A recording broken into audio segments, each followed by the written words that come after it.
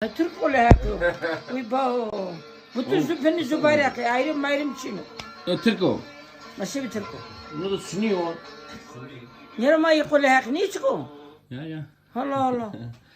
Türkiye karabını ya. O zorunlu zona. Tuvazya. Zon, mani zon. Ne İki zonu mani, mak zonu değil mi zonu? Yo zaman Türkiye kasaya gana. Güzel ses to. Ne kan makamca. Karım lazım Murat. Lazım Murat yok. Ya. Hakta apiyen yakın. Yer Murat niye mu? Murat niye mi? Mavut sen niye mu? Grana. Karuesta. Zonu mani zon haya. Nini zona. Tuvazya. Savaş doğan yok ama zar zonu mu? Niçin ni zona? Kaşın. Aynı zona. Uy bao. Yine Erdal'ı zona valla. Koratı zonu. Bir de Erdal. Doğru sayısar. Tamam. Doğru zara sayısar. Bir zonu mani zonu. Say bize hurinde ser ne? Say bizim hanış.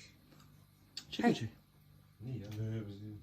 Bizim kardeşim. Ama karamesez masum diyor. He? Karuesta karu. Yukarı koyacağız tut. Mame kidir. Çekiyorum.